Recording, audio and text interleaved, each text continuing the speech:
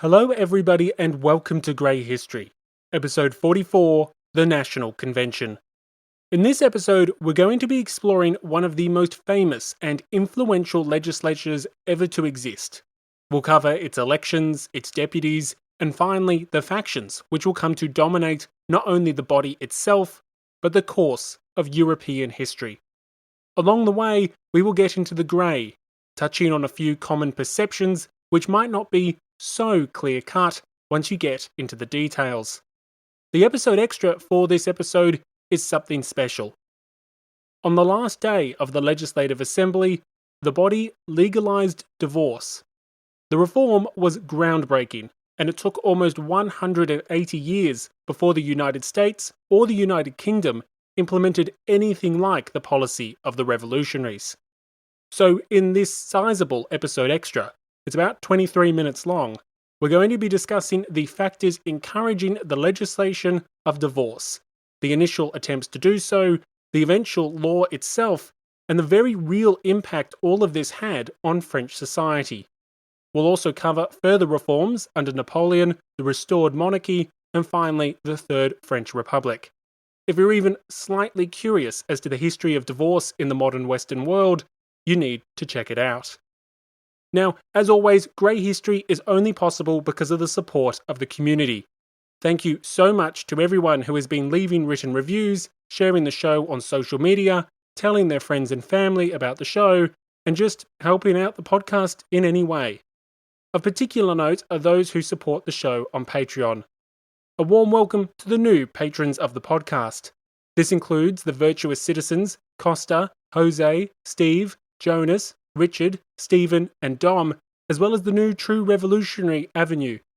Furthermore, a special call out to the extra generous champions of the people, Jeffrey, Cynthia, George, Brady, Tim, Mark, Charles, William, and Laura. Finally, an extraordinary thank you to the heroes of the revolution, Brian, Eric, and Christy. As always, if you're keen for more Grey History, if you find it educational or entertaining, then I need your help to ensure that it will be here for you in another couple of weeks. Please support the show today and join the community on Patreon.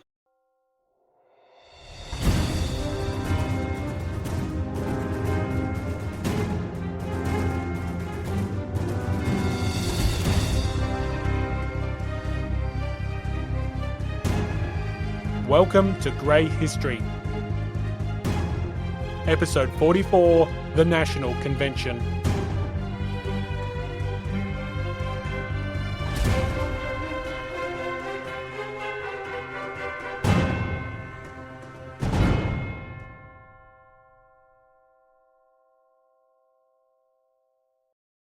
On the 21st of September, 1792, Abbé Gregoire rose to address the new National Convention.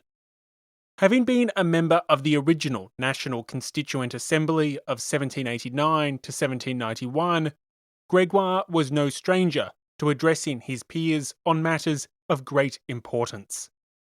But as he rose to speak, the matter which he wished to address was not merely important, but critical to the survival of the revolutionary project. Gregoire sought to convince his fellow deputies that the monarchy should be abolished. Declaring that kings fulfill the moral role which monsters serve in the physical world, the representative of Blois denounced royal courts as the breeding ground of crime, the home of corrupt practices, and the natural lair of tyrants. To Gregoire, it was clear that the history of kings was the story of the martyrdom of nations. If the French nation wished to survive, the French monarchy could not.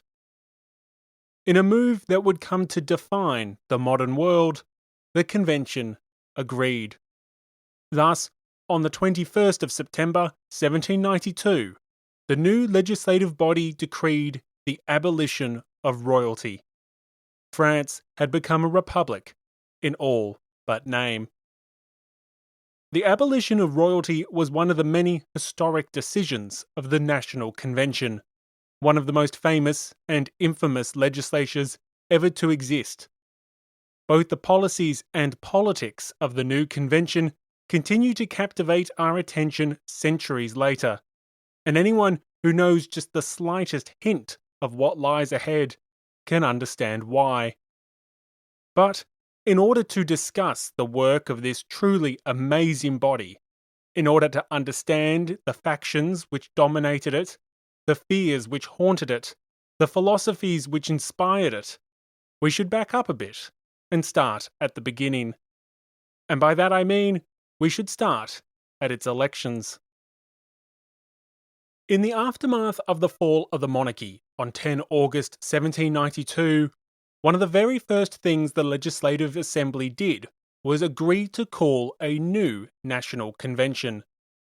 Modelled off the Constitutional Convention which had existed in the United States, this body would be tasked with the drafting of a new constitution for France. Unlike its role model in the United States, however, the new legislature would be elected by universal male suffrage. At a time when some white citizens were denied the right to vote in US states due to property or taxation requirements, and at a time where many men of colour were completely barred from voting, all Frenchmen over the age of 21 were permitted to vote provided that they were not a domestic servant. More than 120 years before the United Kingdom passed laws guaranteeing universal male suffrage, the French were leading the way, not only for Europe, but the world. Yet, despite this world-leading experiment in democracy, and despite the bitter fights that had erupted over the distinction between active and passive citizens, the participation rate in the elections for the convention was shockingly small. It's estimated that less than 10% of eligible voters voted. That's right, 10%. So, what explains such a dismal number? Well, a variety of factors. Perhaps the most important is that it was harvest time. In a nation troubled by food shortages and inflation, it's understandable that ploughs took priority over polls. In addition to this, opposition to the revolution and its controversial religious reforms played a part in dampening participation, as did the war. In the northeast in particular, the Prussian advance disrupted elections which were occurring throughout the first half of September. In fact, multiple electoral assemblies even had to relocate their proceedings as a result of the military hostilities. Speaking of hostilities, another factor was voter elimination and intimidation. We've already discussed how the vote in Paris was conducted in the Jacobin Club, hardly neutral ground for those running on a different set of principles and beliefs. Furthermore, the Jacobins in Paris ensured that all constitutional monarchists and those associated with the Fillon Club were barred from participating in the Parisian Electoral Assembly, which, in conjunction with public voting, worked to suppress conservative sentiments in the capital. In some places, such activities, along with the news of the September massacres, further discouraged those inclined to vote for conservative candidates, while many decided it wasn't worth the hassle of voting at all. Taken collectively, all these factors weighed on turnout significantly, so much so that the new convention would be elected by less than 10% of all eligible voters, and thus only a few percentage points of the entire French population. So, who were the deputies who were elected to the convention? The 749 deputies of the convention were mostly from the middle class. Irrelevant of their politics, many deputies shared surprisingly similar backgrounds. Almost 50% were lawyers, and over a third had served in one of the two previous assemblies. Just more than 80 had served in the National Constituent Assembly of 1789 to 1791, and roughly 200 had served in the short-lived Legislative Assembly of 1791 to 1792. The number of deputies hailing from the former privileged orders was small, but perhaps more numerous than you might expect, with about 70 or so men originating from either the first or second estates. About 55 clergymen were elected as deputies, including at least 16 constitutional bishops, all of whom had sworn the oath of allegiance to the Constitution, the Constitution they were about to replace. Rounding out the body were also more than 50 civil servants and almost as many physicians. At its extremes, the convention included at least one poor peasant, as well as one former prince, the Duc d'Orléans, the popular and pro-revolutionary cousin of the king. It's been a while since the Duke regularly appeared in our story, but don't worry, he's back, and he's now stylizing himself as Philippe Égalité, or Philippe Equality. In many ways, this legislature wasn't too different from that of the Legislative Assembly in terms of the men who comprised it. I mean, roughly a quarter of the body had been deputies in the Legislative Assembly itself. Sure, the political orientation of the body had changed. The constitutional monarchists were now nowhere to be seen. But in terms of the background and social origins of the deputies, not that much was different. The body remained dominated by lawyers and members of the middle class. But one important difference, which is worth noting, is the election of at least 17 journalists. These men, which included Jean-Paul Marat and Camille Desmoulins, had all honed their popularity through journals, pamphlets, and newspapers. As such, some of these men were extremely popular. The Girondin deputy Carrat, for example, received enough votes that he could have been elected in 8 different departments. The introduction of so many journalists did nothing to help suppress the increasingly factional nature of revolutionary politics, as many journalists had used denunciations and attacks to help sell their own publications. To digress for a moment, could you imagine how chaotic the US House of Representatives would be if Tucker Carlson, Sean Hannity, and a whole bunch of other high-profile political TV anchors from both the left and the right got elected? It would be crazy. Well, that's kind of what happens here.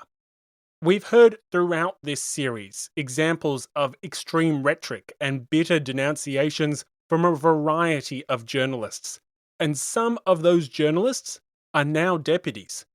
As a result, verbal violence, the shaking of fists, and even good old-fashioned shouting matches will all occur in this rowdy and undisciplined convention. This legislature will be dramatic and rambunctious, to say the least.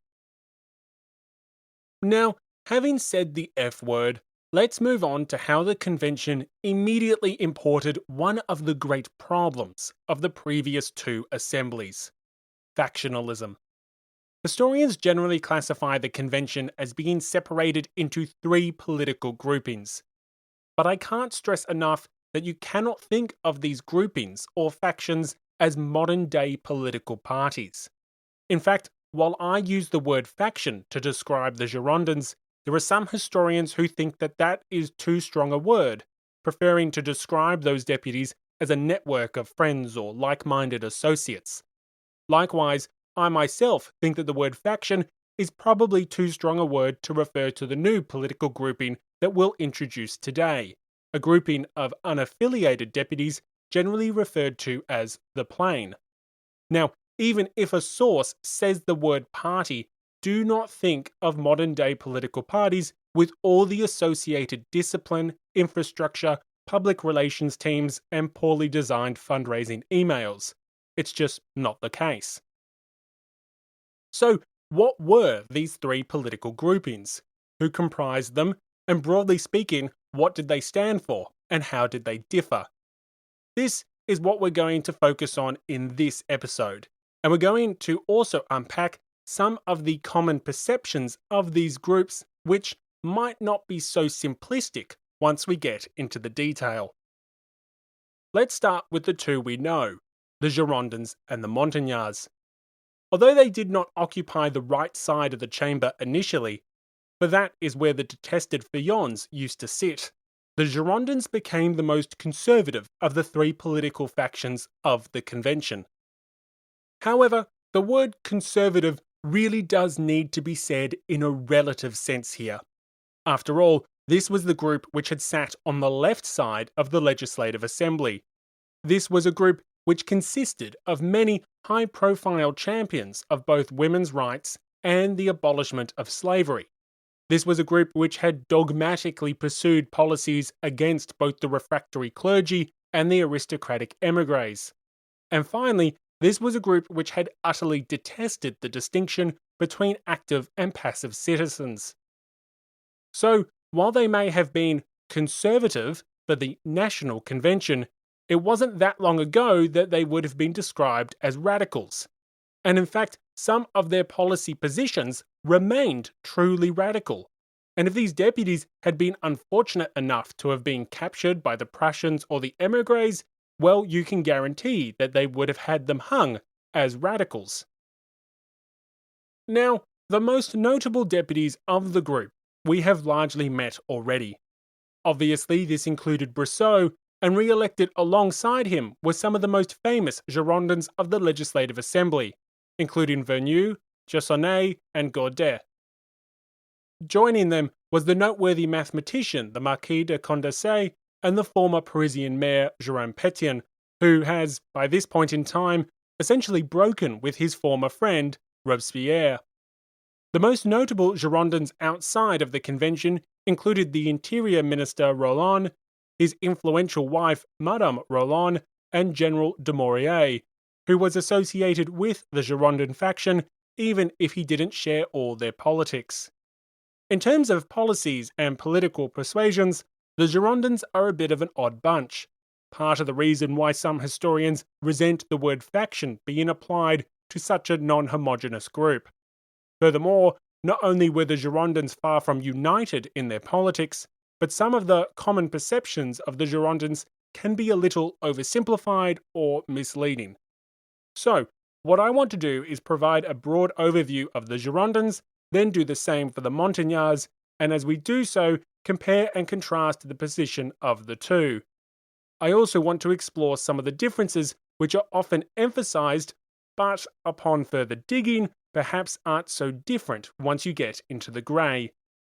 Of course, my goal here is not to cover every single ideological position of these deputies, nor is it to cover the ambiguity and debate surrounding each one of those positions. Instead, what I want to do in this episode is lay the groundwork for future episodes, providing a broad, high-level overview that's sufficient enough to continue the story. As and when required, we can then get into more of the ambiguity on specific topics as they come up. In broad terms, one can say that the Girondins prized economic liberalism. In other words, they vehemently rejected government intervention when it came to commercial affairs or property rights. According to the average Girondin, property rights were natural rights. They were inalienable, they were absolute, they were sacred. Holding such a position, the Girondins were also natural champions of individualism, prizing individual liberties and the natural rights of man. Again, these rights were not relative, but absolute and sacred, meaning that the government couldn't just curtail them as it pleased. Speaking of curtailment, the Girondins were eager to limit the authority of the government, in particular, the federal government. Commonly known as the party which championed the interests of regional France, the Girondins were certainly proponents of decentralization, a process which had already been occurring in the previous years since the fall of the Bastille. Elected to represent the departments, and often distrustful of Paris, many Girondins firmly resisted the controlling tendencies of the capital in favour of more autonomous departments and more powerful local government. Finally, after the September massacres, the Girondins demonstrated a commitment to the rule of law and a severe aversion to popular demonstrations and upheaval.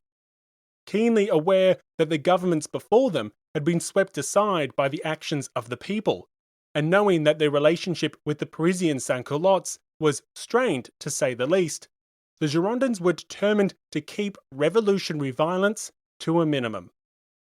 So, That's the Girondins in a soundbite. Yes, there's more nuance, but A, I'm getting there, and B, it's not like it's my style to pack all the happenings of the convention into a single episode, let alone a single paragraph.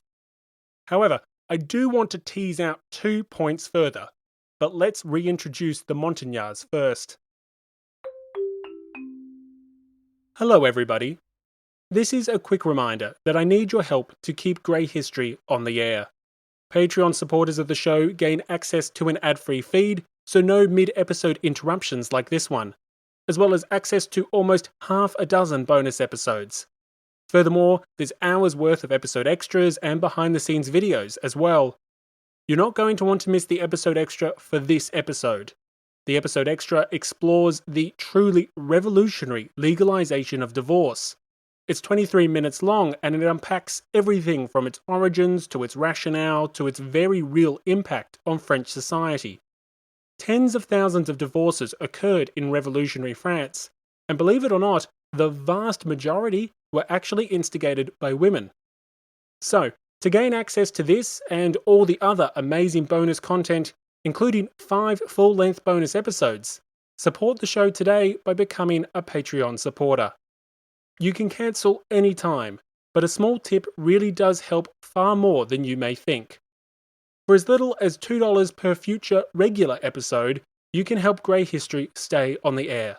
So please, if you find Grey History entertaining, if you find it educational, help ensure more Grey History will be waiting for you tomorrow. If we shift our attention over to the Montagnards, then, like the Girondins, we're already familiar with many of their most prominent leaders. Robespierre, Marat, and Danton would all be elected to the convention, and they would all be elected to represent Paris.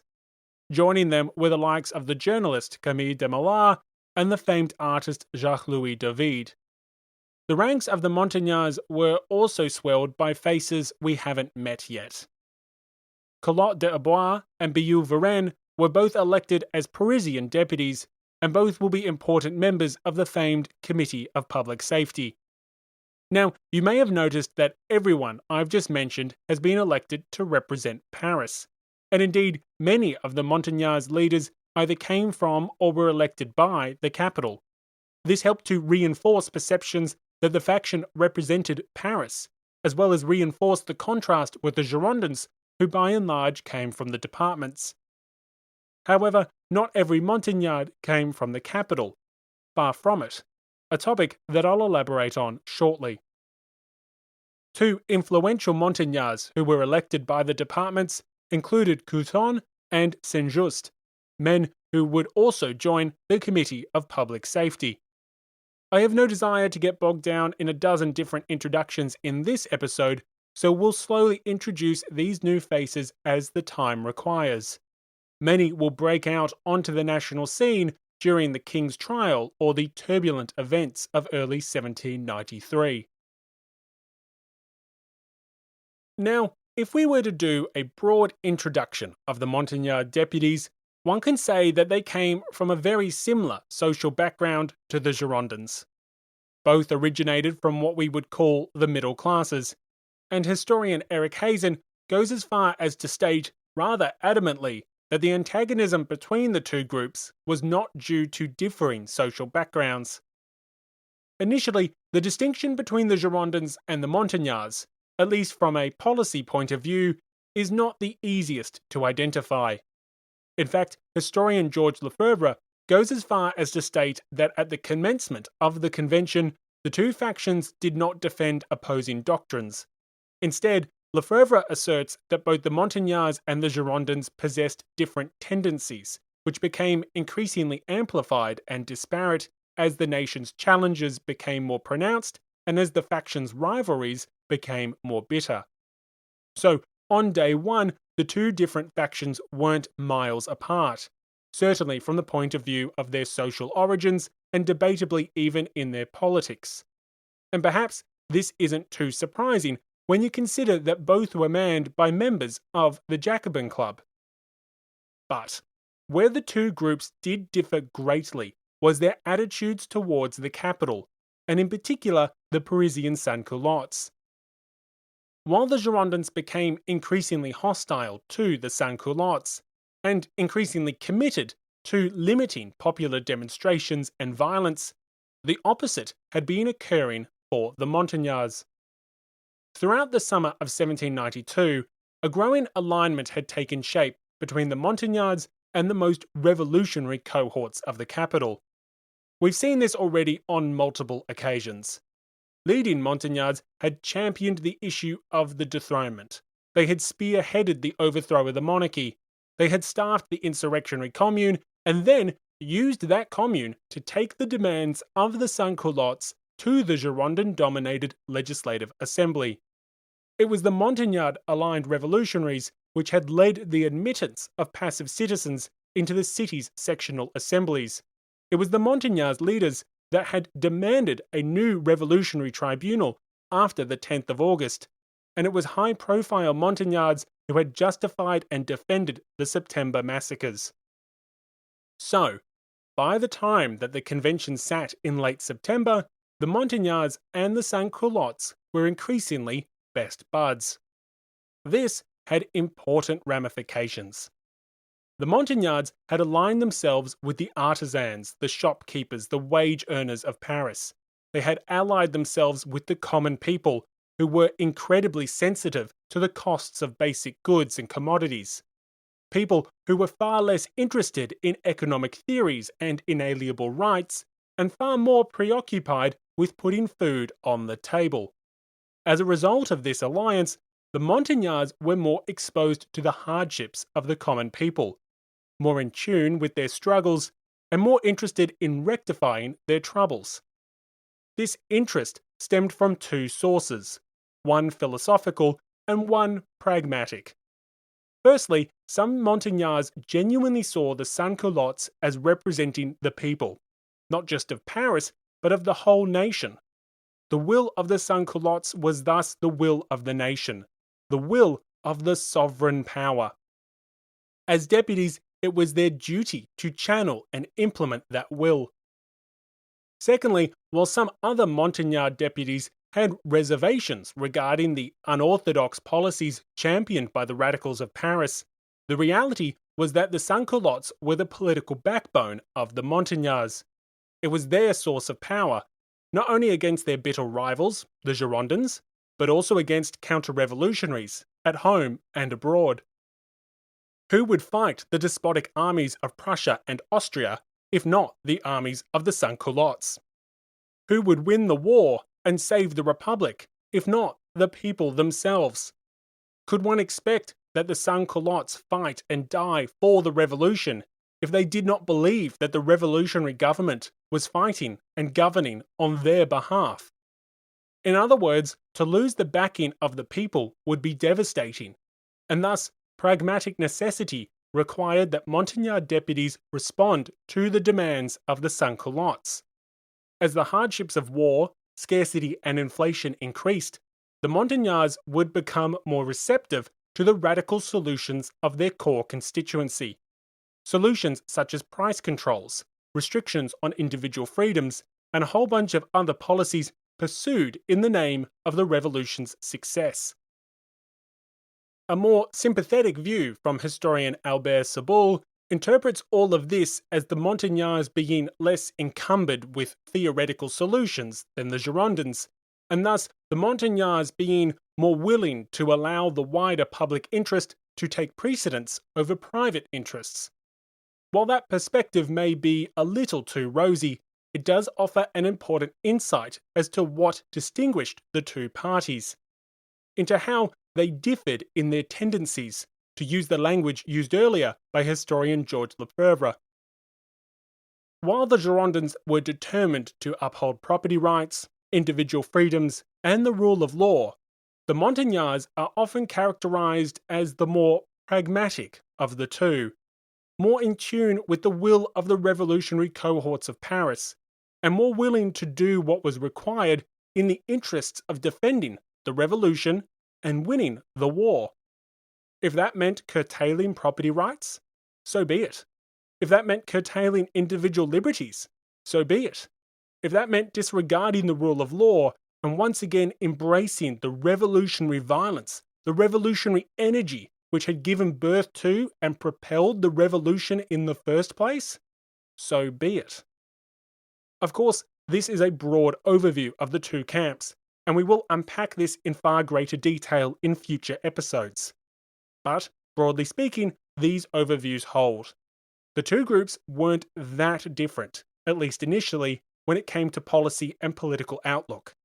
However, the connection to, the advocacy for, and the dependence on the sans-culottes of Paris encouraged the Montagnards to adopt a more flexible and pragmatic approach to what had previously been considered radical and unorthodox policies, particularly as the desperations of war, inflation, and starvation demanded revolutionary solutions. However, before we move on, there are 2 points I want to make right here, which relate to the popular perceptions of both factions. The first is in reference to the portrayal of the Girondins as the representatives of France, and the implication that the Montagnards did not represent the departments. The second relates to the Montagnards' stance on property rights, because here too, this can be oversimplified at times.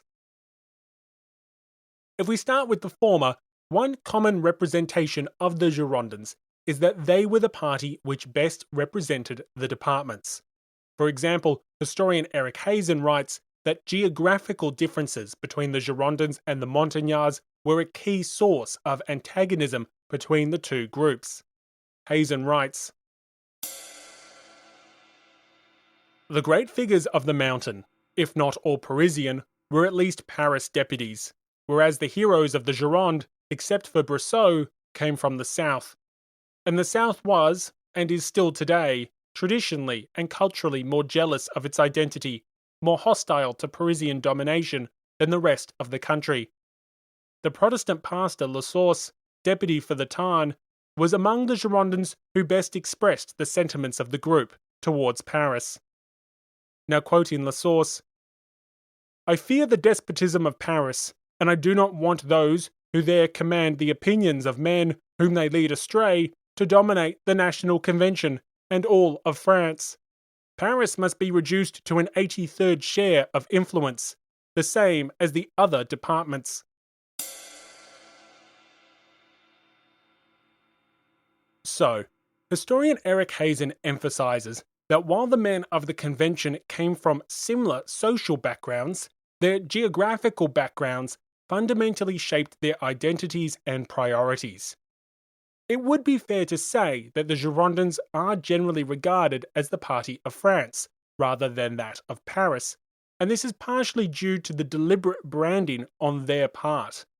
At first glance, this common perception checks out.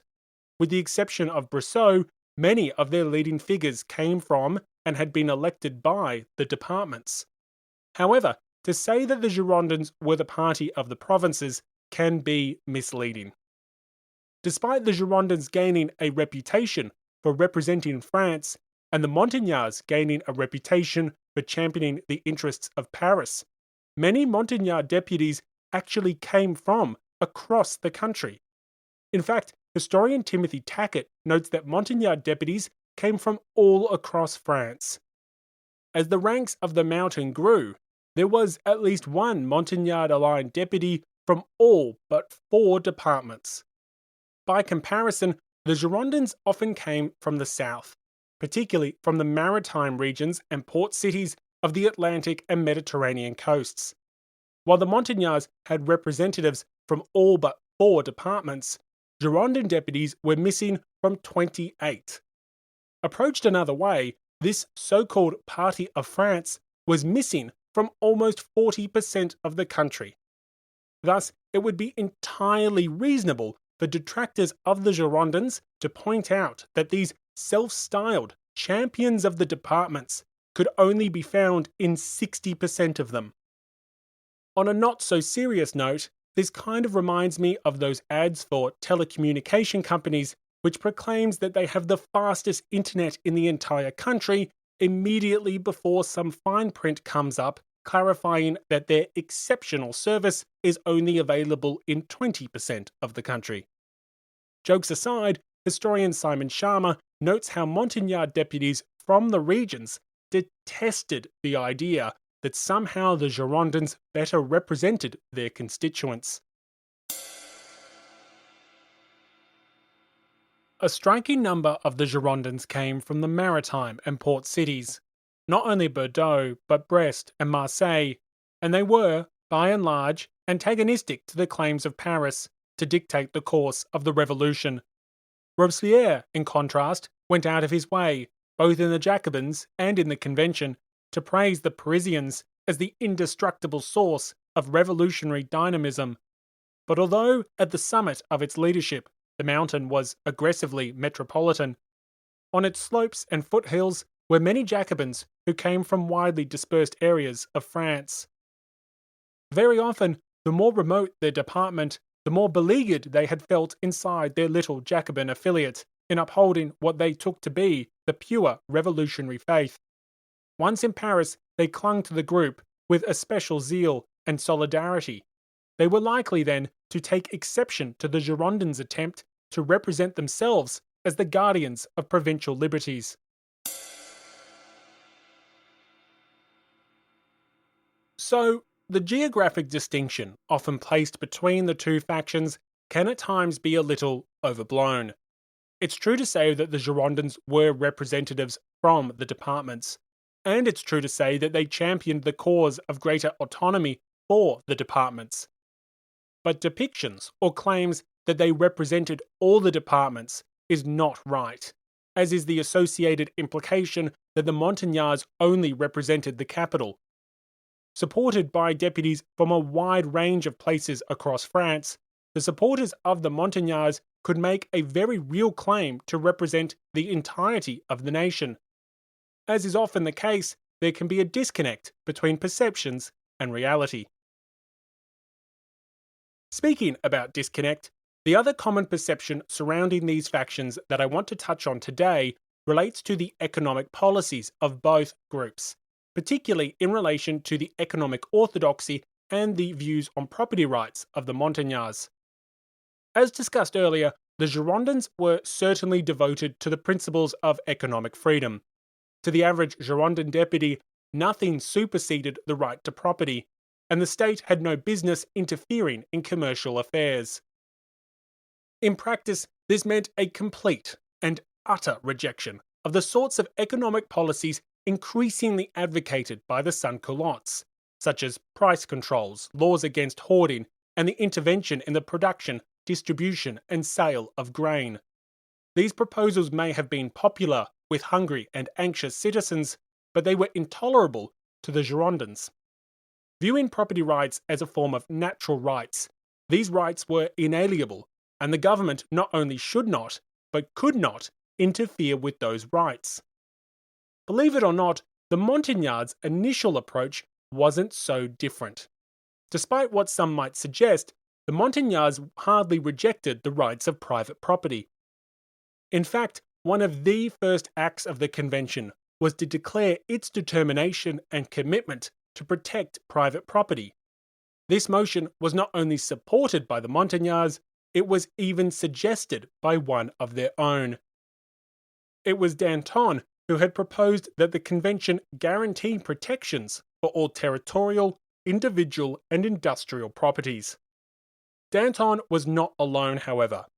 Revolutionaries which were either leading the Montagnards already or would soon do so supported not only this position, but advocated more liberal economic approaches. Approaches we generally associate with the Girondins. The Marxist historian Georges Lefebvre notes that Saint-Just, a deputy who would become a leading figure of the Montagnards, embraced economic orthodoxy as he proclaimed that the only way to check high prices was to curb inflation. Furthermore, while Robespierre demanded that hoarding be stopped, he initially proposed neither requisitions nor price controls. So, while much is made of the Girondins' commitment to economic liberalism, I want to make the point that, at least initially, the radical policies favoured by the sans-culottes were hardly embraced by the Montagnards either. However, where the Montagnards differed from the Girondins is that they eventually adopted a position which was willing to subordinate the rights of property to other rights. What did this mean in practice? Well, the right to property may well imply that you had a right to hoard grain or sell it at a certain price, but if doing so jeopardized the rights of others, say through starving them and thus depriving them of their right to liberty, well, then the right to property needed to be restricted. In other words, property rights were not limitless, not inalienable, not sacred, not equal to other rights. More in tune with the hardships of the working classes, and more reliant on the support of the sans-culottes, the Montagnard deputies were eventually willing to veer from the economic liberalism many subscribed to in the name of empowering the war, the revolution, and the sovereign people. However, I want to make the point that many Montagnards personally supported economic liberalism and property rights, and that on day one there wasn't such a difference between their position and that of the Girondins. While we associate the Girondins with being the champions of economic liberalism, originally the Montagnards were also advocates of such ideas.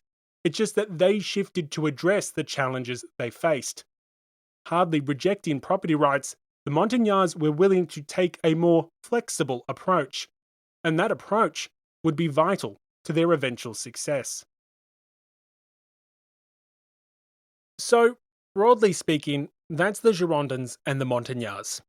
We know most of their leaders, we're already familiar with some of their policies, and we now know that some of the common depictions of both camps are more nuanced than they might first appear.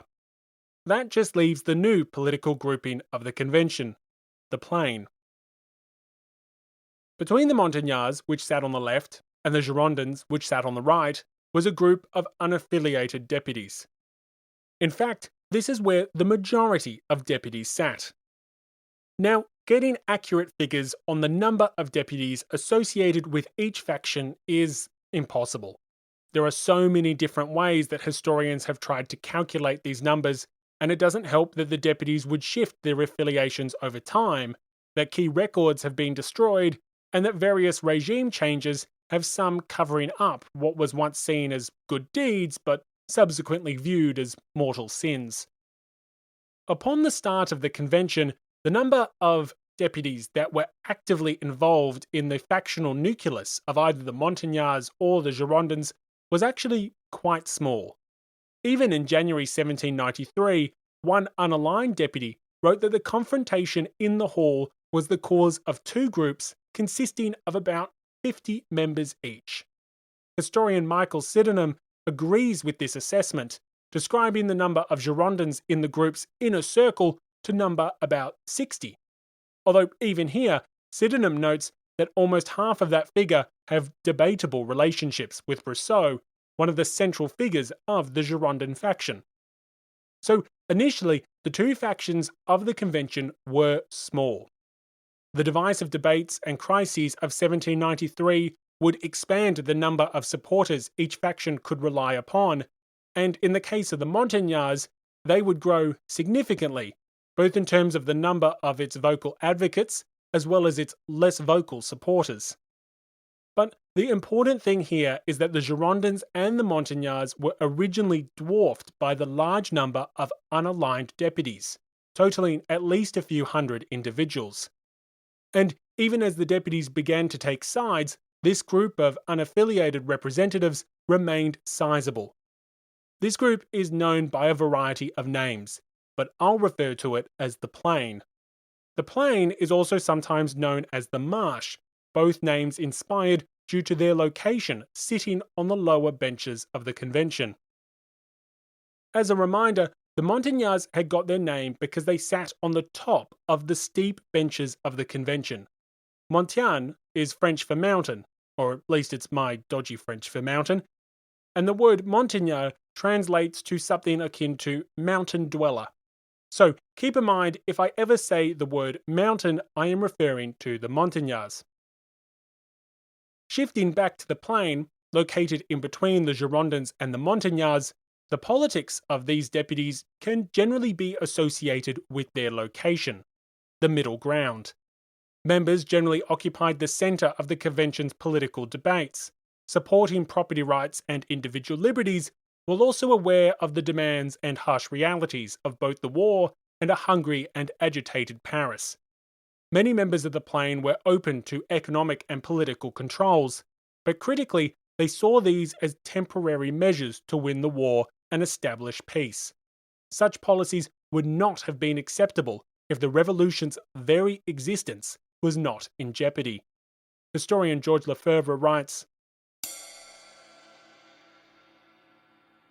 resolved to defend the revolution and the territorial integrity of the nation, its members were opportunists in selecting their means.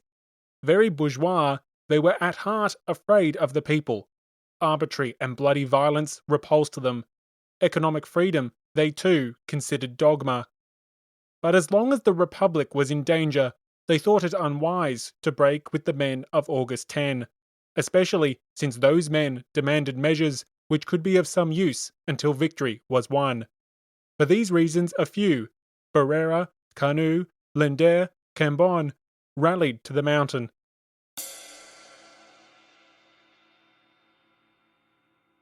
Like the Girondins and the Montagnards, we actually know some of the Plain's most recognisable members.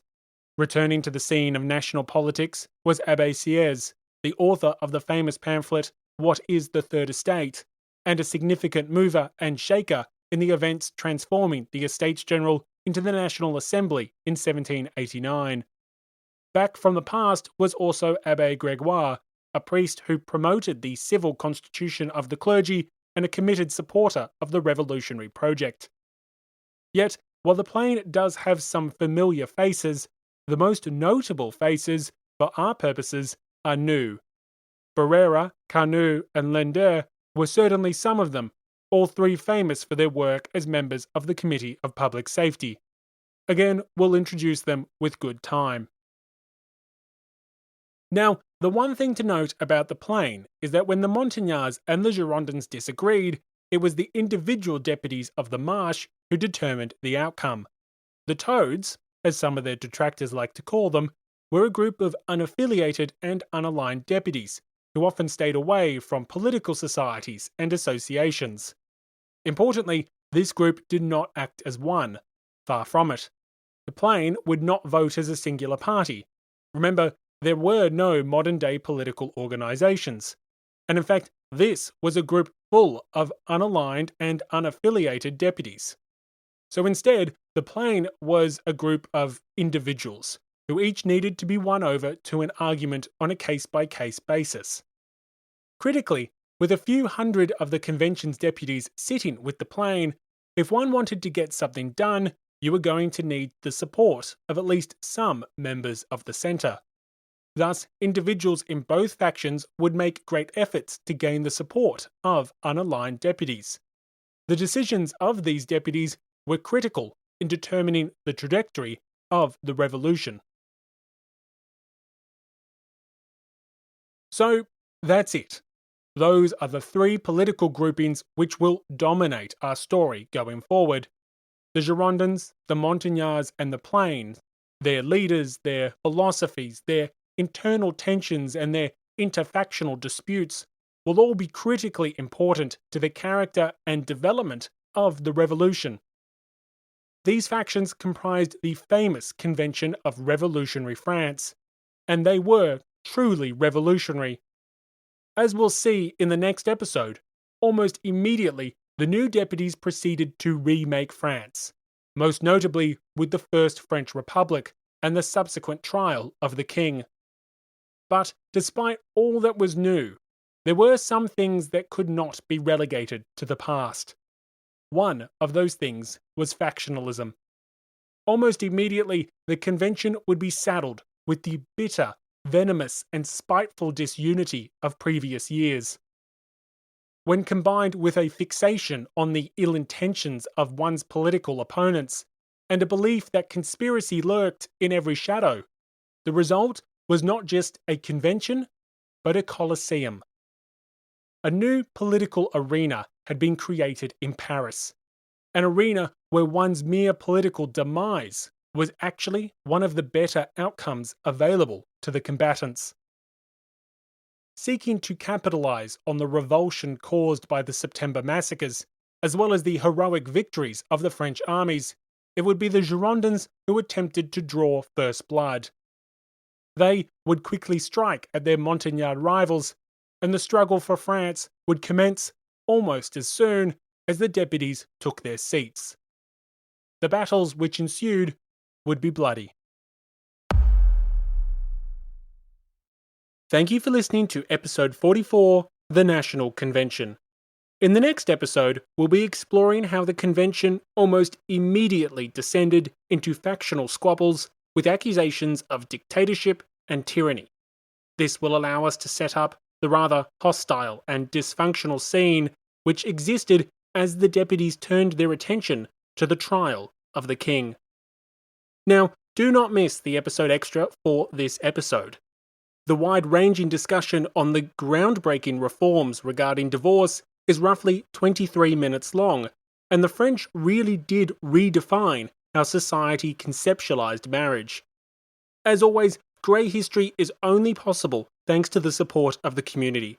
So thank you so much to all the Patreon supporters for supporting the show and helping to keep Grey History on the air. Another warm welcome to the new patrons of the show, and a special mention to the extraordinarily generous heroes of the Revolution, Brian, Eric, and Christy. Also, a tremendous thank you to those people who have been sharing the show on social media, telling their friends and family, leaving written reviews or sending in words of encouragement, or really just doing anything to help Grey History. It's really appreciated. As always, thank you for listening, stay safe, please share the show with anyone who you think is looking for a new history podcast, and have a great day.